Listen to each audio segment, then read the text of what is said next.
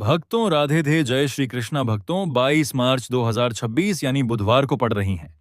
चैत्र नवरात्रि का चौथा दिन यानी विनायक चतुर्थी तिथि और भक्तों यह वह तिथि है जो चैत्र महीने में पड़ने वाली सबसे बड़ी तिथि है क्योंकि यह बुधवार के दिन पड़ रही है जो बहुत ही खास है। और भक्तों आप सभी लोग जानते हो बुधवार चतुर्थी तिथि का अगर सबसे बड़ा कोई उपाय है तो वह एक छुटकी काले तिल वाला उपाय है। तो भक्तों इस बुधवार चतुर्थी तिथि के दिन आप लोगों को इस एक छुटकी काले तिल वाले उपाय को जरूर करना है।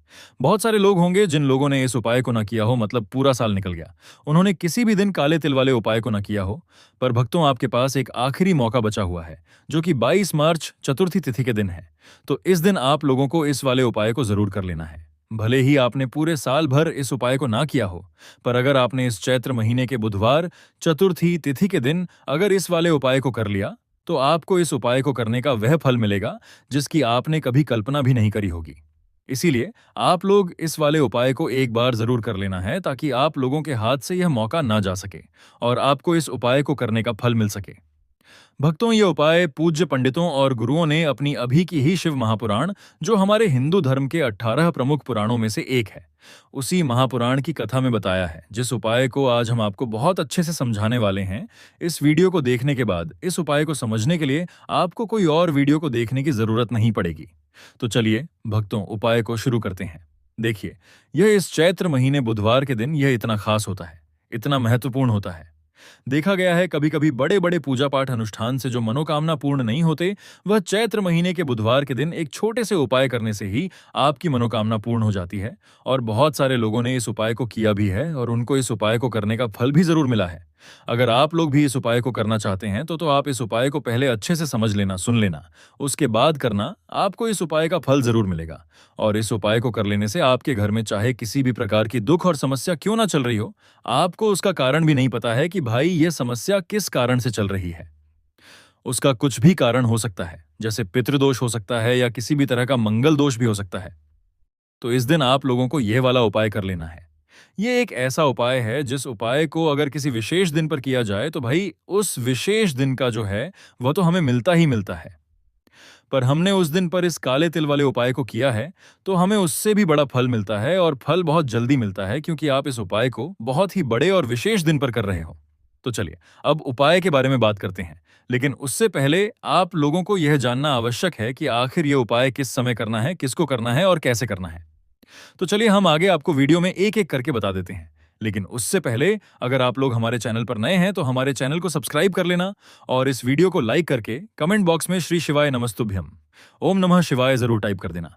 तो भक्तों इस एक छुटकी काले तिल वाले उपाय को हमें इस बुधवार चतुर्थी तिथि के दिन कैसे करना है, किसको करना है, किस समय करना है और कहां पर करना है, ये सारे सवालों के जवाब आपको इस वीडियो में मिल जाएंगे।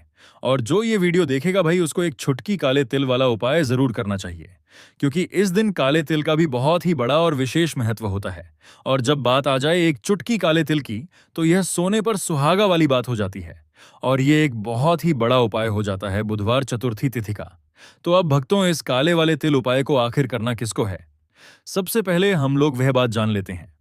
तो देखो, घर की जो बड़ी माताएं बहनें होती हैं, उन माताओं बहनों में से कोई भी एक बड़ी माता बहन इस वाले उपाय को कर सकती है। और भक्तों अगर आप चाहे तो अपने घर में से सभी सदस्यों को भी इस साचिका इस उपाय को करवा सकते हैं। अगर किसी व्यक्ति की खुद की कोई मनोकामना है, खुद की कोई दुख और परेशानी है जो कि वह अपने लिए ही करना चाहता है, इस वाले उपाय को तो वह खुद अपने लिए भी कर सकता है। बाकी अगर कोई घर में से ऐसा है जो कि अपने पूरे घर परिवार की सुख और शांति के लिए यह वाला उपाय करना चाहता है तो भाई वह भी कर सकता है, उसमें भी कोई दिक्कत वाली बात नहीं है। कहने का मतलब यह है कि इस उपाय को हर एक सदस्य भी कर सकता है और पूरे घर परिवार के सदस्य के लिए घर की बड़ी माताओं बहनों में से कोई एक माता बहन भी कर सकती है। माताएं बहनें अगर घर में उपस्थित ना हो या वह ये वाला उपाय ना कर पा रही हो तो फिर घर का कोई बड़ा सदस्य भी इस काले तिल वाले उपाय को कर सकता, चाहे फिर वह पुरुष ही क्यों ना हो, उसमें कोई भी दिक्कत वाली बात नहीं है। अब भक्तों इस एक छुटकी काले तिल वाले उपाय को हमें करना कहां पर है, इसे हमें तुलसी के क्यारे के पास में जाकर करना है। बहुत सारे लोग प्रश्न करते हैं हर एक उपाय को करते समय क्या हम इस उपाय को घर पर या मंदिर में कर सकते हैं। देखो, तो इस वाले उपाय को आप घर ही करोगे तो अच्छा रहेगा। अगर घर पर तुलसी का पौधा नहीं है तो शिव मंदिर में उपाय को करोगे तो भी अच्छा होगा। इस वाले उपाय को उसके बाद में भक्तों जो अगला प्रश्न निकल कर आता है वह ये आता है, इस उपाय को लेकर के आखिर इस उपाय को हमें किस समय करना है? सुबह के समय करना है कि शाम के समय करना है? तो देखो, इस वाले उपाय को आप लोग सुबह के समय भी कर सकते हो और शाम के समय प्रदोष काल में भी कर सकते हो।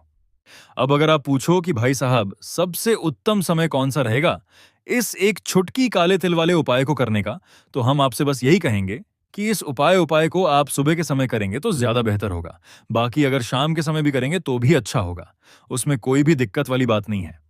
तो अब भक्तों जो अगली सबसे बड़ी और महत्वपूर्ण बात आती है वह ये आती है कि सुबह अगर हम उपाय को करेंगे तो हमें कितने बजे से लेकर कितने बजे तक के बीच में करना है, और शाम के समय प्रदोष काल में करेंगे तो हमें कितने बजे से लेकर कितने बजे के बीच में करना है।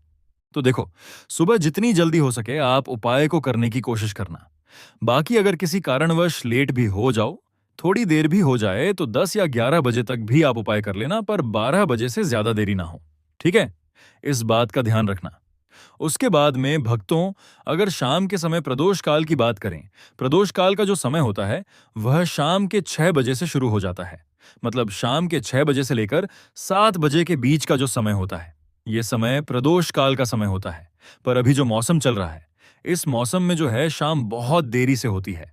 तो आप इस उपाय को 7 या 8 बजे के बीच में भी कर सकते हो। मतलब शाम के 6 बजे से रात 8 बजे के बीच में आप कभी भी इस वाले उपाय को कर सकते हो, उसमें कोई भी दिक्कत वाली बात नहीं है। परंतु बुधवार के दिन कोशिश करना कि समय के अंतर्गत ही कर लो। किसी कारणवश ना कर पाओ तो थोड़ा देरी से भी कर सकते हो, आपको उपाय का फल जरूर मिलेगा। तो चलिए बात करते हैं हमारे पहले उपाय की। देखिए, इस उपाय के लिए आपको 2 दीपक लेने होंगे। दोनों ही दीपक आप मिट्टी के भी ले सकते हैं और दोनों ही दीपक आप शुद्ध आटा मगर उनके भी तैयार कर सकते हैं।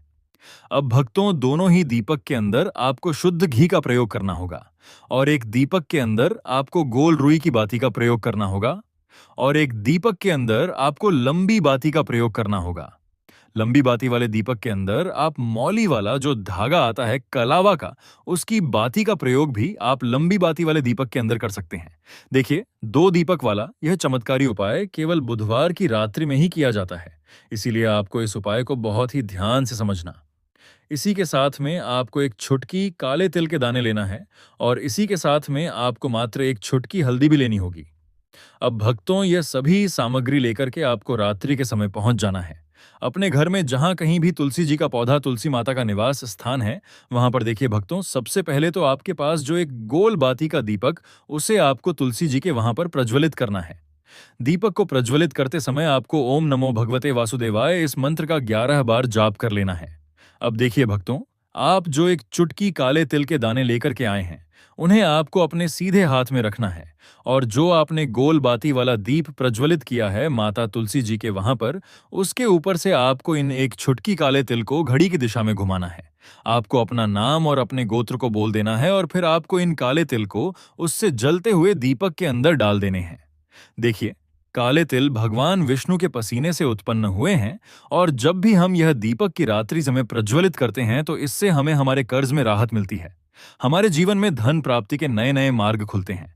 हमारा अगर कोई भी कार्य रुका हुआ है तो वह भी परिपूर्ण होता है। देखिए, गोल बाती का जो दीपक है, विशेषकर हम माता तुलसी के वहां पर भगवान विष्णु और माता लक्ष्मी के निमित्त प्रज्वलित कर रहे हैं। ध्यान से कसे हैं। इस प्रकार से आपको यह दीपक प्रज्वलित कर देना है। अब जो आपके पास लंबी बाती का दीपक है, एक छुटकी हल्दी है, तो इससे आपको लेकर के पहुंचना है अपने घर के मंदिर में। आपके घर के मंदिर में माता लक्ष्मी की जो भी प्रतिमा ही मूर्ति है, उनके सामने सबसे पहले तो आपको यह लंबी बाती का दीपक रखना है। फिर आपको दीपक को प्रज्वलित कर देना है। दीपक को प्रज्वलित करते समय आपको ओम महालक्ष्मी नमः इस मंत्र का जाप करते रहना है। अब भक्तों, आपके पास जो एक छुटकी हल्दी है, उसे आपको अपने सीधे हाथ में रखना है, और इस एक चुटकी हल्दी को आपको उस दीपक के ऊपर से 11 बार घड़ी की दिशा में घुमाना है, और आपको ओम महालक्ष्मी नमः मंत्र का जाप करते रहना है, और इस एक छुटकी हल्दी को आपको उसे दीपक के अंदर डाल देना है। देखिए, एक छुटकी हल्दी वाला जो दीपक है आपके जीवन से दुर्भाग्य को समाप्त करता है। माता लक्ष्मी की आपको कृपा प्राप्त करवाएगा। धन प्राप्ति के आपके जीवन में नए नए मार्ग बनाएगा। देखो, अगला उपाय है वह भी बहुत ज्यादा खास है। तीनों उपाय को आप जरूर सुनना, क्योंकि जो आपको अच्छा लगे वह उपाय आप कर सकते हैं। देखिए, इस उपाय के लिए आपको 2 हरी इलायची लेनी होगी। हरी इलायची आपको साबुत लेनी है, खंडित नहीं होनी चाहिए। और इसी के साथ में आपको मात्र थोड़ा शहद लेना है। शहद आपको मात्र आधा चम्मच या फिर उससे भी कम ले लेना है। और इसी के साथ में आपको एक दीपक ले लेना है। दीपक आप चाहे तो मिट्टी का भी ले सकते हैं, और आप चाहे तो शुद्ध आटा मढ़कर उसका दीपक भी आप तैयार कर सकते हैं। इस दीपक के अंदर आपको मौली का जो धागा आता है कलावा का, उसकी बाती का प्रयोग करना होगा। यानी कि इस दीपक के अंदर आपको लाल रंग की बाती का प्रयोग करना होगा, और इस दीपक के अंदर आपको शुद्ध घी का प्रयोग करना होगा। अब यह सारी सामग्री लेकर के आपको अपने घर में जो भी मंदिर है वहां पर पहुंच जाना है, और आपको माता लक्ष्मी के किसी भी स्वरूप के सामने बैठ जाना है। अगर माता लक्ष्मी की फोटो है, माता लक्ष्मी की प्रतिमा है, तो उनके सामने आपको बैठ जाना है। अगर माता पार्वती की प्रतिमा है तो उनके सामने आपको बैठ जाना है। यानी कि किसी भी माता के स्वरूप के सामने आपको बैठ जाना है। अब देखिए, सबसे पहले तो आपको माता रानी के सामने थोड़ी सी चावल की ढेरी बना देनी है। यानी कि थोड़ी सी अक्षत के दाने आपको माता रानी के सामने रखना है। उसके बाद आप जो एक दीपक लेकर के गए हैं, उस दीपक को आपको उन्हीं चावल के दानों के ऊपर रख देना है, और फिर इस दीपक को आपको माता रानी के सामने प्रज्वलित कर देना है। देखें, इस दीपक को प्रज्वलित करते समय आपको ओम महालक्ष्मी नमः इस मंत्र का लगातार जाप करते रहना है। दीपक को प्रज्वलित करने के बाद आप जो 2 हरी इलायची लेकर के गए हैं, उसमें से एक हरी इलायची को तो आपको उसी दीपक के अंदर डाल देनी है, और वहीं पर आपको कम से कम 21 बार ओम महालक्ष्मी नमः इस मंत्र का जाप कर लेना है। अब आपके पास जो शहद है और एक हरी इलायची है, उसे सीधे आपको लेकर के पहुंच जाना है। भगवान शिव के मंदिर में पूज्य गुरुजी ने बताया है कि यह उपाय आपको सिर्फ और सिर्फ सुबह के समय ही करना होगा। सुबह को जब भी सूर्योदय का समय होता है तो उसके बाद आपको यह उपाय करना है। लेकिन सबसे पहले तो आपके पास जो एक हरी इलायची है, उसे आपको उस शहद के अंदर अच्छे से डुबो देना है। यानी कि शहद का लेपन उसे हरी इलायची के ऊपर चारों तरफ आपको कर देना है। अब यह जो शहद से युक्त हरी इलायची है, इससे आपको भगवान शिव के शिवलिंग पर अर्पित कर देनी है, और आपको वह श्री शिवाय नमस्तुभयम इस मंत्र का लगातार जाप करते रहना है। फिर इसके बाद आपको एक लोटा जल भी अपने साथ लेकर के जाना है। तो ये एक लोटा जल भी आपको धीरे धीरे शिवलिंग पर समर्पित कर देना है, और आपको श्री शिवाय नमस्तुभयम इस मंत्र का जाप करते रहना है। फिर इसके बाद आपको अपने घर आ जाना है। इस प्रकार से आपको यह उपाय कर लेना है। तो चलिए भक्तों, जान लेते हैं पूज्य पंडितों और गुरुओं द्वारा बताए गए तीसरे उपाय के बारे में। देखिए, इस उपाय के लिए आपको लेना है 11 चावल के दाने। गुरुजी ने कहा है चावल के दाने खंडित नहीं लेने हैं, बिल्कुल साबुत होने हैं। चाहिए उसके साथ में आपको लेना है एक बेलपत्र। बेलपत्र का भी एक नियम है। अगर आपके पास बेलपत्र नहीं है तो आप शिवलिंग से उठाकर उसको पुनः शुद्ध जल से धोकर इस्तेमाल कर सकते हैं।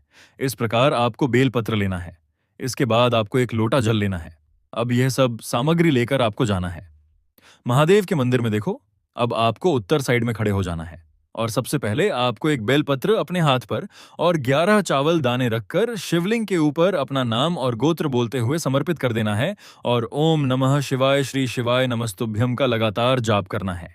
अब आपको जो एक लोटा जल साथ में लेकर आए थे, उसे धीरे धीरे बेलपत्र और चावल दाने के ठीक ऊपर आपको समर्पित करते जाना है, और शिव पुराण के मूल मंत्र श्री शिवाय नमस्तुभ्यम का 11 बार जाप करना है और अपनी मनोकामना बोलते जाना है। देखो, बस छोटा सा उपाय करना है। देखना, एक दिन आपके सब काम बनने लग जाएंगे। गुरुजी का बहुत ही विशेष उपाय है। इस वीडियो में हमने आपको 2 से 3 महा उपाय आपको बताए हैं, जो आपको बुधवार के दिन करने हैं। अगर आपके मन में उपाय से जुड़ा कोई भी सवाल है तो हमें कमेंट बॉक्स में पूछ सकते हैं। उपाय करते समय कोई भी गलती नहीं करनी है। अगर आपको हमारी वीडियो पसंद आए तो हमारे इस चैनल को सब्सक्राइब जरूर करें।